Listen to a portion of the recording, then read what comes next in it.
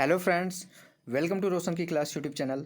आप सभी का आज के इस पाठ्य योजना की वीडियो में एक बार फिर से बहुत बहुत स्वागत है। दोस्तों, अगर आप लोगों को अर्थशास्त्र की पाठ्य योजना देखनी है तो आज की पूरी वीडियो देखिएगा। अगर आप लोग एक फुल लेसन प्लान बनाना चाहते हैं इकोनॉमिक्स का, अर्थशास्त्र का, तो आज की पूरी वीडियो देखिए। आप लोगों को एक अच्छे टॉपिक के ऊपर आज अर्थशास्त्र की पाठ्य योजना आप लोगों को मैं दिखाऊँगा। तो बस इतना रिक्वेस्ट है कि अगर वीडियो पसंद आए तो प्लीज़ इस वीडियो को लाइक कर दीजिएगा। अगर रेगुलर बेसिस पे आप लोग लेसन प्लान की वीडियो देखना चाहते हैं, यानी कि पाठ्य योजना की वीडियो देखना चाहते हैं, या फिर अगर आप लोगों को माइक्रो टीचिंग से रिलेटेड कंटेंट चाहिए, यानी कि सूक्ष्म शिक्षण पाठ्य योजना से रिलेटेड कंटेंट चाहिए, या फिर आप लोगों को यूनिट लेसन प्लान चाहिए, यानी कि इकाई पाठ्य योजना की वीडियो चाहिए, तो आप रोशन की क्लास यूट्यूब चैनल से जुड़ सकते हैं। उसके लिए एक काम करना है, बिल्कुल फ्री है। नीचे लाल कलर का सब्सक्राइब बटन, उस पर क्लिक करके सब्सक्राइब कर लीजिए और साथ ही साथ बेल आइकन को दबा दीजिए। तो अब देर नहीं करते हैं, चलते हैं, देखते हैं आज की पाठ्य योजना। सबसे ऊपर देख लीजिए, लिखा गया पाठ्य योजना संख्या 6। आपको टोटल रोशन की क्लास यूट्यूब चैनल पर अर्थशास्त्र की 6वीं ये पाठ्य योजना है और मैं रेगुलर बेसिस पर लाता रहूँगा, लेकिन अभी तक ये अर्थशास्त्र की 6वीं पाठ्य योजना है। तो अगर आप लोगों को और भी 5 वीडियोस देखनी है अर्थशास्त्र की पाठ्य योजना की, तो आप रोशन की क्लास यूट्यूब चैनल में जाइएगा, अर्थशास्त्र की पाठ्य योजना वाली प्लेलिस्ट में जाइएगा, उसमें जाके आप देख सकते हैं। सारी की सारी वीडियो आप वहाँ पे एक साथ इकट्ठा मिल जाएंगे आप लोगों को। उसके बाद आप देख सकते हैं दिनांक लिखना है। यहाँ पे दिनांक में आपको इसलिए डेट डालना होता है क्योंकि एग्जामिनर जब आता है, कॉपी चेक करता है, तो उसको ये पता चलता है कि आपने किस डेट में कौन सी पाठ्य योजना पढ़ाई थी। उसके बाद हमारा जो विषय है अर्थशास्त्र है। विद्यालय का नाम लिखना है, जिस विद्यालय में आप पाठ्य योजना पढ़ाने के लिए जाएंगे। कक्षा हमारी आज की है 10वीं, अवधि है 35 मिनट का और कालांश है 5वां। इसके बाद देख लीजिए हमारा आज का जो प्रकरण है, देख लीजिए ध्यान से। प्रकरण हमारा है मुद्रा के प्रकार। मुद्रा के प्रकार काफ़ी अच्छा टॉपिक है, इसको आप अच्छे से पढ़ा सकते हैं। इसके बाद अगली हेडिंग यहाँ पे आपको लिखनी है। इसके बाद आप सामान्य उद्देश्य हेडिंग यहाँ पे लिख दीजिएगा। यहाँ पे सामान्य उद्देश्य यहाँ पे छूट गया हेडिंग लिखना। सामान्य उद्देश्य हेडिंग रहेगा आपका पहला, सामान्य उद्देश्य। ठीक है, सामान्य उद्देश्य हेडिंग लिख लीजिएगा इस तरीके से, जैसे यहाँ पे विशिष्ट उद्देश्य लिखा गया है आपका यहाँ पे इस तरीके से। इसी तरीके से सबसे पहले सामान्य उद्देश्य लिख दीजिएगा। उसको अगर उसके अंतर्गत पॉइंट वाइज जो आपको लिखना है, वो सभी सामान्य उद्देश्य आपका जो होगा अर्थशास्त्र का सभी में सेम रहेगा, इसलिए यहाँ पे नहीं लिखा गया है।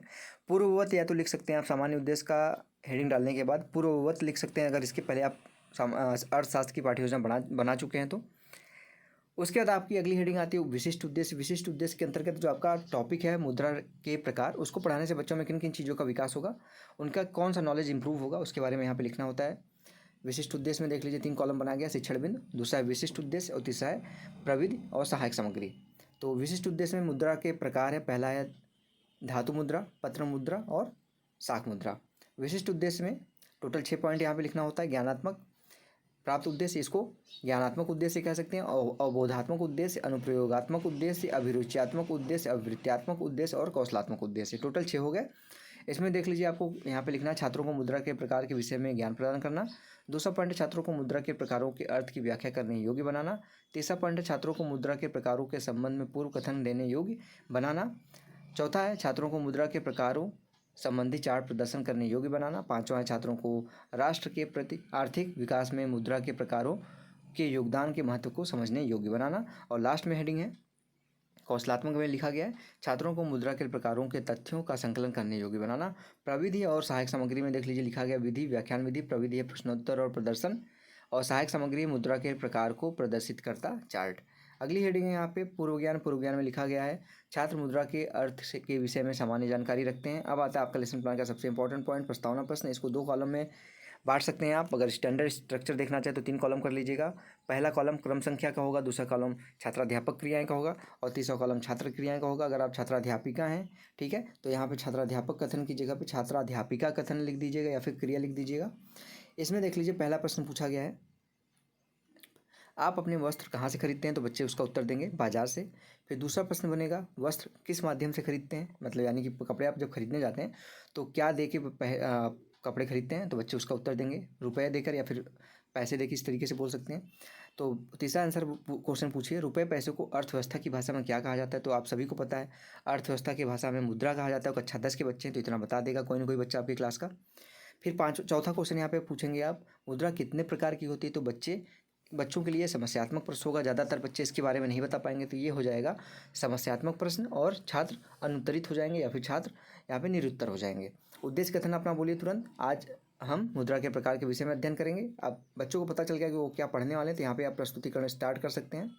प्रस्तुतिकरण देख लीजिए, इसमें टोटल आपको 5 कॉलम दिख रहा है। शिक्षण बिंदु, छात्राध्यापक क्रियाएं, छात्र क्रियाएं, प्रविधि सहायक सामग्री और श्यामपट्ट कार्य। ठीक है। पहला शिक्षण बिंदु पॉइंट, मुद्रा के प्रकार। विकासात्मक प्रश्न पूछेंगे आप। साधारण भाषा में मुद्रा को क्या कहते हैं, तो बच्चे बता देंगे साधारण भाषा में मुद्रा को रुपए पैसे कहते हैं। दूसरा प्रश्न फिर बनेगा, धातु मुद्रा कितने प्रकार की होती है, तो बच्चे उसका उत्तर नहीं दे पाएंगे, तो छात्र अनुत्तरित हो जाएंगे। ये प्रविधि है आपका प्रश्नोत्तर, तो यहाँ पे प्रश्नोत्तर प्रविधि लिख दीजिए। समस्यात्मक प्रश्न होने के बाद यहाँ पे छात्राध्यापक कथन अपना लिखिए। जब मुद्रा किसी धातु से बनी होती है तो उसे धातु मुद्रा कहते हैं। सोना, चांदी, तांबा व गिलट से के सिक्के धातु मुद्रा के श्रेष्ठ उदाहरण हैं। इनका टंकन सरकार द्वारा टकसाल में होता है।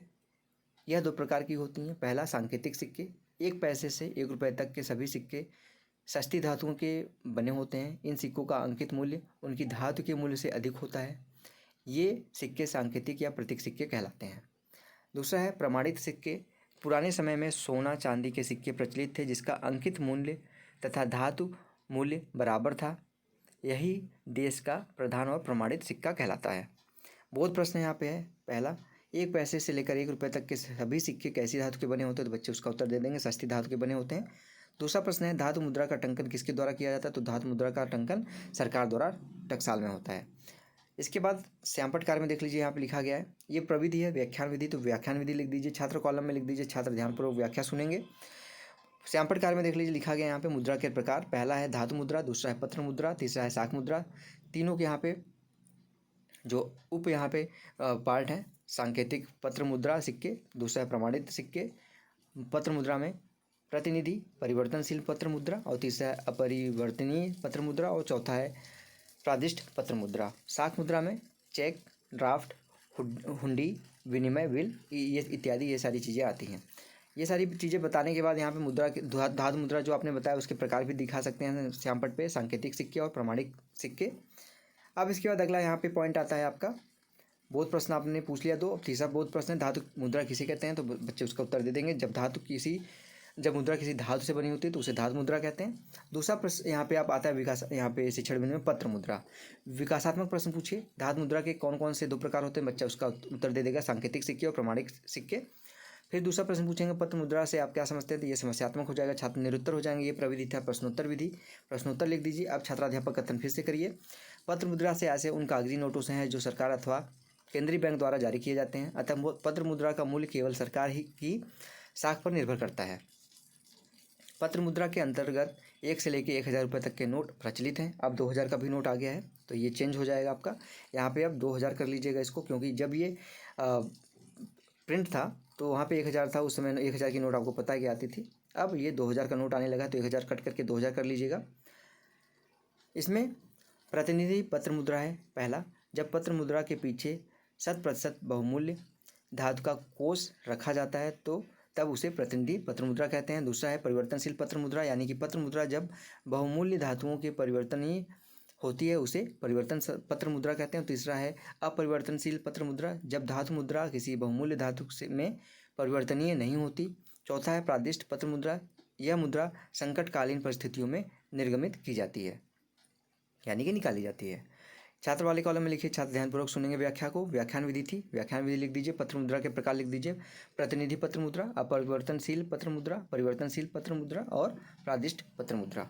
ये हो गया 4 प्रकार यहाँ पे दिखा दिए। अब यहाँ पे आगे चलते हैं। यहाँ पे आपको बहुत प्रश्न पूछना है, बहुत प्रश्न देख लीजिए पूछा गया है। पहला, जो मुद्रा कागज की बनी होती है उसे कौन सी मुद्रा कहते हैं, बच्चे उसका उत्तर दे देंगे, पत्र मुद्रा कहते हैं। दूसरा प्रश्न है यहाँ पे, पत्र मुद्रा किसके द्वारा निर्गमित की जाती है, तो बच्चे बता देंगे सरकार और सरकारी केंद्रीय बैंक के द्वारा। तीसरा प्रश्न है, कौन सी मुद्रा संकटकालीन परिस्थितियों में निर्गमित की जाती है, तो बच्चे बता देंगे प्रादिष्ट पत्र मुद्रा। ये प्रश्नोत्तर विधि थी, प्रश्नोत्तर विधि लिख दीजिए। अब यहाँ पे शिक्षण विधि में तीसरा पॉइंट लिखिए, शाक मुद्रा। विकासात्मक प्रश्न पूछिए, पत्र मुद्रा का मूल्य किस पर निर्भर करता है, तो बच्चे बता देंगे सरकार की शाख पर। दूसरा प्रश्न है यहाँ पे, शाक मुद्रा किसे कहते हैं, बच्चे इसका उत्तर नहीं दे पाएंगे। समस्यात्मक प्रश्न हो जाएगा, फिर से ये प्रश्नोत्तर विधि थी, प्रश्नोत्तर विधि लिख दीजिए। फिर से छात्राध्यापक कथन यहाँ पे आप पूछेंगे बच्चों से, बताएंगे बच्चों को। शाक मुद्रा का तीसरा प्रकार होता है। शाक मुद्रा का वह भाग होता है जिसमें मुद्रा का प्रचलन सिर्फ व्यक्ति या संस्था की शाख पर निर्भर करता है। शाक मुद्रा 4 प्रकार की होती हैं, चेक, ड्राफ्ट, हुंडी और विनिमय बिल। अतः शाक मुद्रा के अंतर्गत चेक, ड्राफ्ट, हुंडी और विनिमय बिल सम्मिलित होते हैं। छात्र वाले कॉलम में लिखिए, छात्रा ध्यानपूर्वक व्याख्या को सुनेंगे। ये व्याख्यान विधि था, तो व्याख्यान विधि लिख दीजिए। श्यामपट्ट कार्य में देख लीजिए, लिखा गया शाक मुद्रा, चेक, उसके प्रकार लिखे गए हैं, चेक, हुंडी, ड्राफ्ट और विनिमय बिल। ठीक है, तो यहाँ पे आपने तीसरा यहाँ पे शिक्षण बिंदु भी पढ़ा दिया। उसके बाद बहुत प्रश्न आता है, बहुत प्रश्न फिर से पूछे बच्चों से। पहला प्रश्न शाक मुद्रा किसे कहते हैं, बच्चा उसका उत्तर दे देगा शाक मुद्रा, मुद्रा का वह भाग होता है जिसमें मुद्रा का प्रचलन सिर्फ व्यक्ति या संस्था की शाख पर निर्भर करता है। दूसरा प्रश्न है शाक मुद्रा कितने प्रकार की होती है, बच्चे बता देंगे 4 प्रकार की होती है। तीसरा प्रश्न है चेक का विनिमय बिल के अतिरिक्त शाक मुद्रा के अंतर्गत कौन सी मुद्रा आती है। तो यहाँ पे का नहीं होगा, यहाँ पे ध्यान दीजिएगा, चेक या होगा, ठीक है। चेक या विनिमय बिल, प्रिंट में थोड़ी सी मिस्टेक हो गई। चेक या विनिमय बिल के अतिरिक्त शाक मुद्रा के अंतर्गत कौन सी मुद्रा आती है, तो बच्चे उसका उत्तर देंगे इसके अतिरिक्त ड्राफ्ट व हुंडी आते हैं। ये प्रविधि था आपका प्रश्नोत्तर, तो प्रश्नोत्तर विधि लिख दीजिए। अब लास्ट में आता है आपने प्रस्तुतिकरण बहुत अच्छे से दे लिया है। अब मूल्यांकन प्रश्न यहाँ पे आप बच्चों से पूछ सकते हैं। मूल्यांकन प्रश्न में 1 से 2 प्रश्न या फिर अलग अलग प्रकार के प्रश्न हो सकते हैं। इसमें फिल इन द ब्लैंक्स पूछ सकते हैं, यानी कि भरने के लिए ट्रू फॉल्स यानी कि सही गलत पूछ सकते हैं। ऑप्शनल क्वेश्चन पूछ सकते हैं इसके अंतर्गत। तो देख लीजिए यहाँ पे पहला प्रश्न पूछा गया धातु मुद्रा किसे कहते हैं। दूसरा प्रश्न है पत्र मुद्रा कितने प्रकार की होती है। तीसरा प्रश्न है खाली स्थान भरना है। चेक और ड्राफ्ट डैश डैश डैश मुद्रा के अंतर्गत आते हैं, यानी कि चेक और ड्राफ्ट किस प्रकार की मुद्रा के अंतर्गत आते हैं, ये भरना है। चौथा प्रश्न है सही विकल्प चुनिए। संकट काल में पत्र मुद्रा छापी जाती है। तो यहाँ पे देख लीजिए 4 ऑप्शन है, प्रादेशिक पत्र मुद्रा, शाक मुद्रा, परिवर्तनशील पत्र मुद्रा, इनमें से कोई नहीं। तो आपको सही के सामने सही का आंसर लगाना है। प्रादेशिक पत्र मुद्रा होती है तो इसका आंसर हो जाएगा। लास्ट में आता है गृह कार्य यानी कि होमवर्क बच्चों को दिया करिए जरूर। अगर आप क्लास ले रहे हैं, क्लास में आप छात्राध्यापिका हैं, तो अगर आप पढ़ा रहे हैं कोई चैप्टर तो उससे रिलेटेड आप होमवर्क जरूर दीजिए, क्योंकि अगर होमवर्क नहीं देंगे तो आपके पढ़ाने का जो यहाँ पे उद्देश्य है वो व्यर्थ जाएगा। क्योंकि बच्चे आपकी चीज़ों को क्लास में सीख तो जाएंगे लेकिन घर पे जाके रिवाइज नहीं करेंगे, वो सारी चीज़ें वो भूल जाएंगे। इसलिए यहाँ पे होमवर्क देंगे तो बच्चे जाके उसमें उस चीज़ को करने की कोशिश करेंगे, घर पे जाके रिवाइज करेंगे, उनको सारी चीज़ें याद हो जाएंगी अच्छे तरीके से। तो यहाँ पे देख लीजिए गृह कार्य दिया गया, मुद्रा के विभिन्न प्रकारों को लिखिए, तो बच्चे इसको लिख के ले आएंगे। तो इसी के साथ दोस्तों आज का लेसन प्लान हमारा समाप्त होता है। अगर आपको आज का लेसन प्लान अच्छा लगा हो, फुल यहाँ पे मैंने आप लोगों को 3 शिक्षण बिंदुओं पे दिखाया है पूरा लेसन प्लान।